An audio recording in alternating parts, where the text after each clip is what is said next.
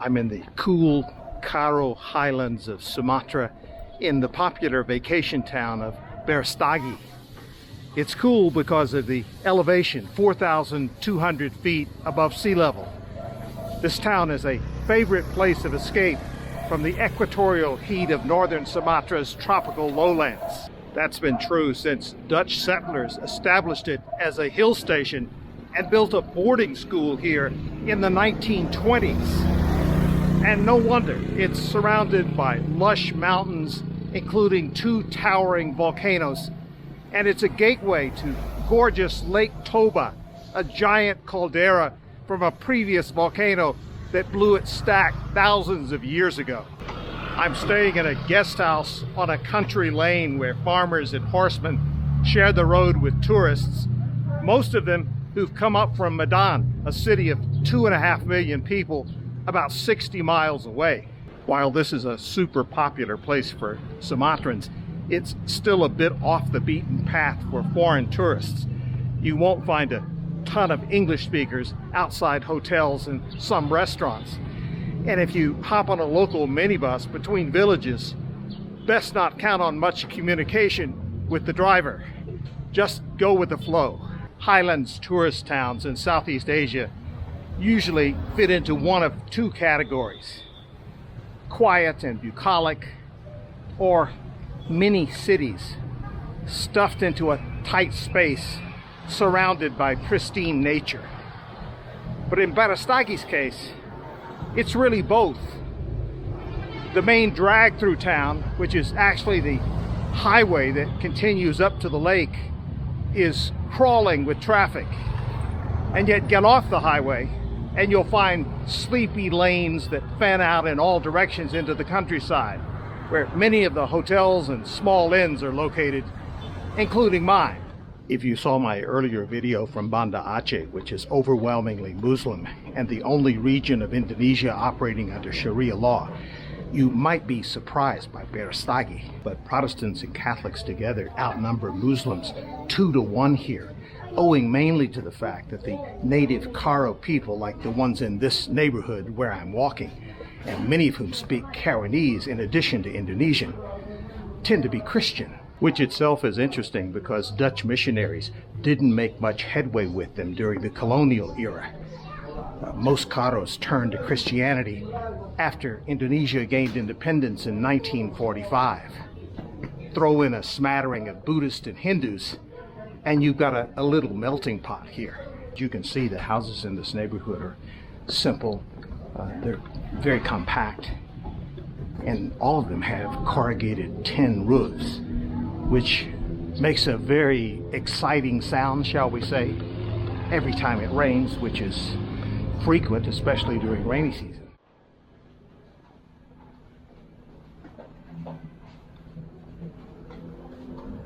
These aren't really streets in these kinds of neighborhoods. They're more like sidewalks meandering through the neighborhood, wide enough for people to pass and for motorcycles to get by.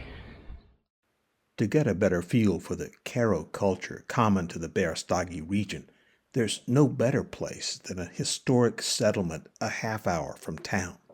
That is Dokan village, where it's not uncommon for family clans to live together in traditional longhouses.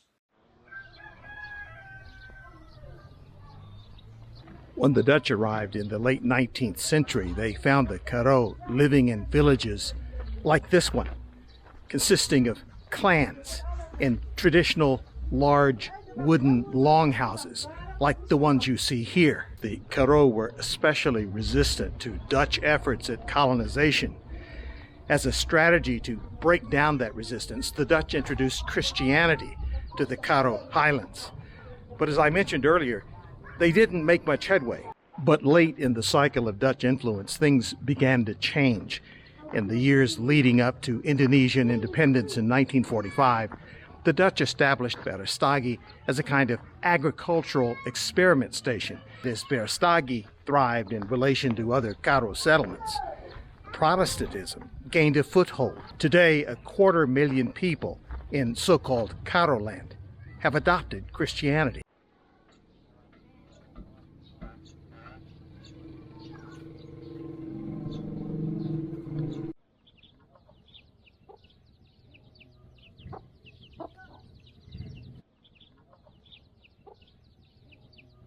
There are only a few longhouses left in this region, and several of them are here in this community.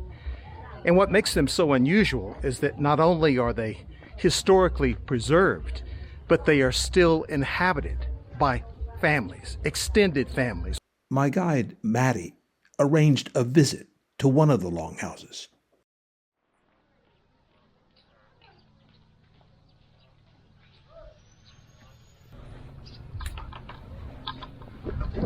Traditional egg family in the day. Hello. Hello. How are you? Good.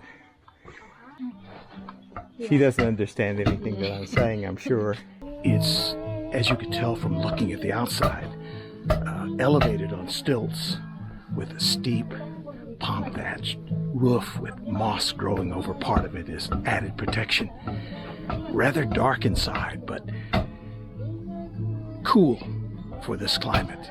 You step into the front hatch and the temperature drops considerably. There are 8 families living in this home in the traditional way of the Karo people from long ago. This is a relatively small dwelling for 8 families, but recall that they're part of a clan.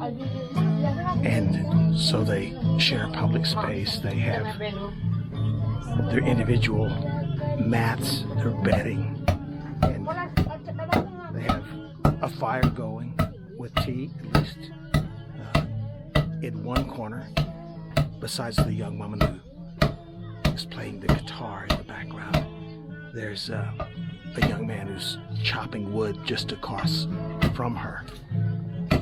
The young woman is 15 years old and an aspiring songwriter, so I was delighted as she offered to sing one of her compositions to me. Yeah.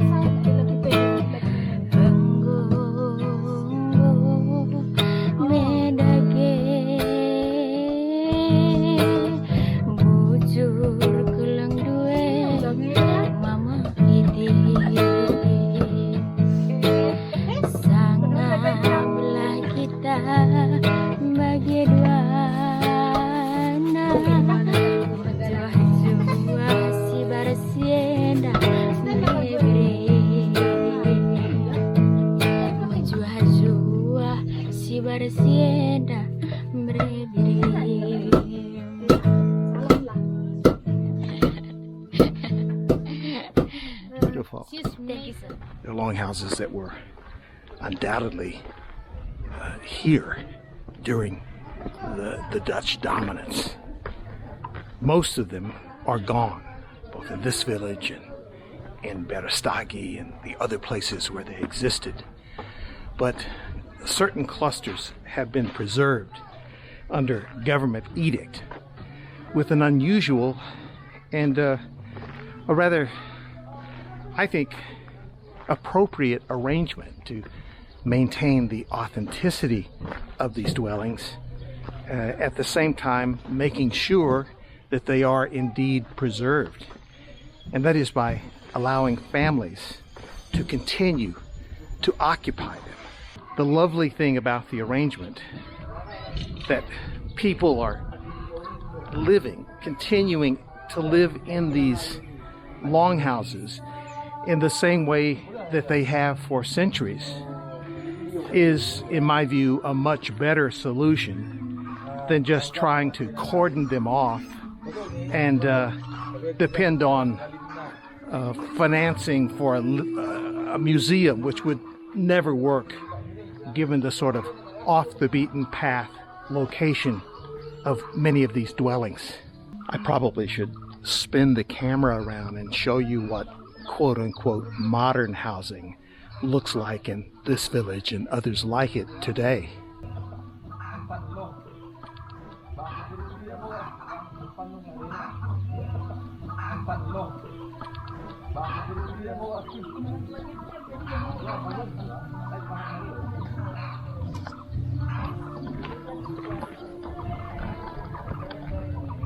Simple housing.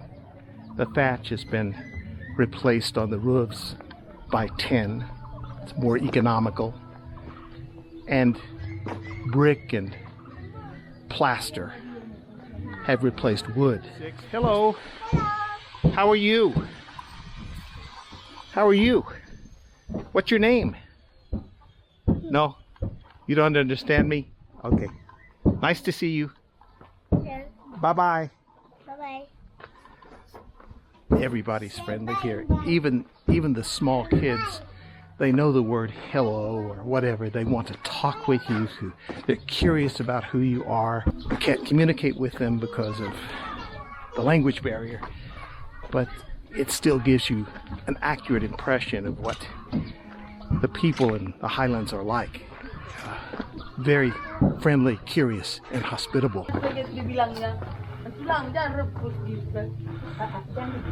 Hello, itu. Hello. How are you? I'm just visiting your beautiful village. Oh no, speaking English. Okay. I don't speak Indonesian, so. But nice to meet you. Okay. Bye-bye. Bye-bye. Bye.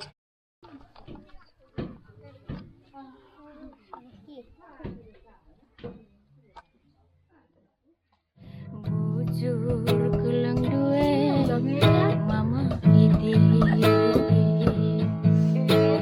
sangat belah kita bagi dua jua si barsienda